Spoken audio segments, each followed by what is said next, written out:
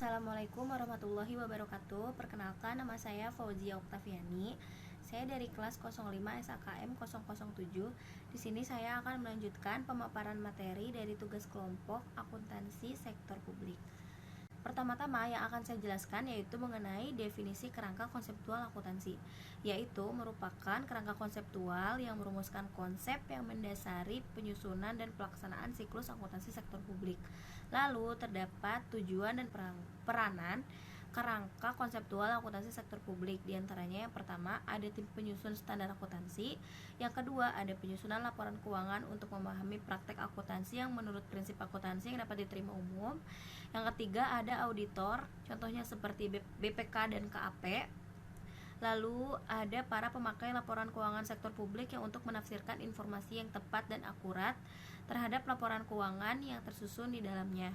Lalu selanjutnya yang akan saya jelaskan yaitu mengenai kerangka konseptual akuntansi sektor publik menurut PP tahun 2010 yang meliputi diantaranya yang pertama ada perencanaan publik, penganggaran publik, realisasi anggaran publik, pengadaan barang dan jasa publik, lalu pelaporan sektor publik, akuntansi sektor publik, dan juga pertanggungjawaban sektor publik.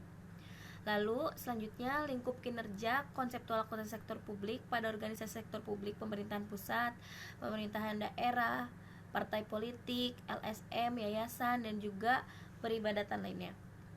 Selanjutnya yaitu tentang relevan dan reliabilitas merupakan dua kualitas utama atau pokok beserta unsur-unsurnya, yaitu ada unsur kualitas yang relevan, tepat waktu, nilai prediktif, dan nilai umpan balik atau feedback.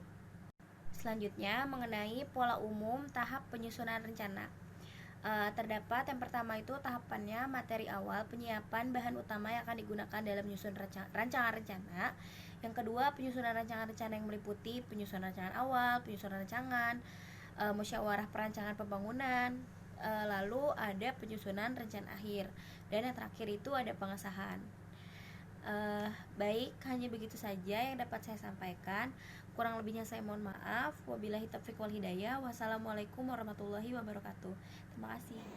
Assalamualaikum warahmatullahi wabarakatuh. Nama saya Alvini Handayani. Di sini saya akan menjelaskan tentang karakteristik kualitatif dari kualitas output perencanaan publik. Karakteristik kualitatif merupakan ciri khas dari kualitas output perencanaan publik. Dua karakteristik kualitatif dari kualitas output perencanaan publik adalah dapat dipahami dan relevan. Kualitas penganggaran publik adalah anggaran atau budget yang memainkan peran cukup penting dalam aktivitas perencanaan, perorganisasian, dan pengendalian yang dilakukan oleh manajer sektor publik. Oleh karena itu, manajer sektor publik diharapkan sangat menyusun anggaran yang mencerminkan aktivitas yang akan dilakukan pada suatu periode tertentu. Karakteristik kualitatif merupakan ciri khas kualitas output penganggaran publik, sedangkan kualitas relasi anggaran merupakan hasil pencapaian kinerja organisasi. Proses realisasi anggaran pada umumnya mengikuti langkah-langkah sebagai berikut. Yang pertama, dana digulirkan untuk berbagai bagian atau departemen sesuai dengan aturan yang ditentukan. Yang kedua, organisasi sektor publik mengeluarkan secara langsung dengan pengadaan barang dan jasa. Yang ketiga, pembayaran dilakukan untuk pengeluaran. Dan yang keempat, transaksi pengeluaran dicatat dalam buku transaksi. Yang kelima, laporan tahunan dihasilkan dalam suatu tahun, yaitu kulminasi akhir tahun dengan penutupan buku, akuntansi, dan laporan akhir tahun. Unsur-unsur dalam pengelolaan berbasis kegiatan yang dapat menjadi penentu pelaksanaan realisasi anggaran publik adalah sebagai berikut. Yang pertama, pengelolaan kasus usaha. Yang kedua, menentukan prioritas. Yang ketiga, menyediakan pembenaran biaya. Dan yang keempat, menentukan manfaat. Pengadaan barang dan jasa merupakan penambahan barang dan jasa dengan total biaya kepemilikan yang paling masuk akal dalam kualitas yang paling benar, pada waktu yang tepat, pada tempat yang tepat, dan dari sumber yang tepat untuk memperoleh manfaat secara langsung. Faktor yang berpengaruh dalam pengakuan dan pengukuran transaksi publik yaitu probabilitas manfaat ekonomi masa depan, kendala pengukuran, aktiva, kewajiban, ekuitas, pendapatan, dan biaya.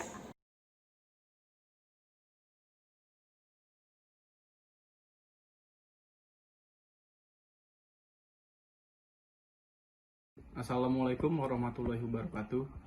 Perkenalkan, nama saya Didan Hilmi Fahrian dari kelompok 7. Saya akan menjelaskan pertemuan 4. Basis kas versus basis akrual pada akuntansi anggaran. Salah satu amanat dalam pengelolaan keuangan negara adalah pemerintah berkewajiban menyusun laporan pertanggungjawaban pelaksanaan APBN atau APBD. Hal ini lebih lanjut ditegaskan dalam Undang-Undang Nomor 17 Tahun 2003 tentang Keuangan Negara dalam Pasal 32 yang mengamanatkan bahwa bentuk dan isi laporan pertanggungjawaban pelaksanaan APBN atau APBD disusun dan disajikan sesuai dengan standar akuntansi pemerintahan. Sesuai dengan amanat Undang-Undang Keuangan Negara tersebut, pemerintah pada tahap pertama telah menetapkan Peraturan Pemerintahan Nomor 24 Tahun 2005 tentang Standar Akuntansi Pemerintahan. Standar akuntansi pemerintahan tersebut menggunakan basis kas untuk pengakuan transaksi, pendapatan, belanja, dan pembiayaan, dan basis akrual untuk pengakuan aset, kewajiban, dan ekuitas dana.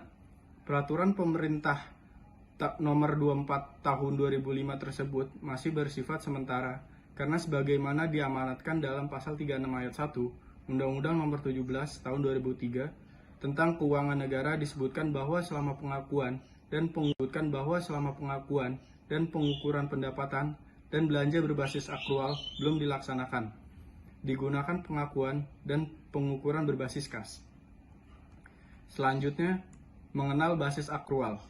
Basis akuntansi merupakan salah satu prinsip dalam akuntansi yang digunakan untuk menentukan periode pengakuan dan pengukuran suatu transaksi ekonomi dalam laporan keuangan. Sebagaimana diketahui bahwa hasil akhir sebuah siklus akuntansi adalah laporan keuangan, maka basis akuntansi menjadi sangat penting karena akan mengisi angka dalam konten di laporan keuangan yang merupakan ujung dari siklus akuntansi tersebut. Laporan keuangan dimaksud selanjutnya akan menjadi informasi sebagai pijakan untuk pengambilan keputusan yang bermutu. Untuk melihat secara komprehensif bagaimana kedudukan basis akrual dalam akuntansi, maka akan diuraikan.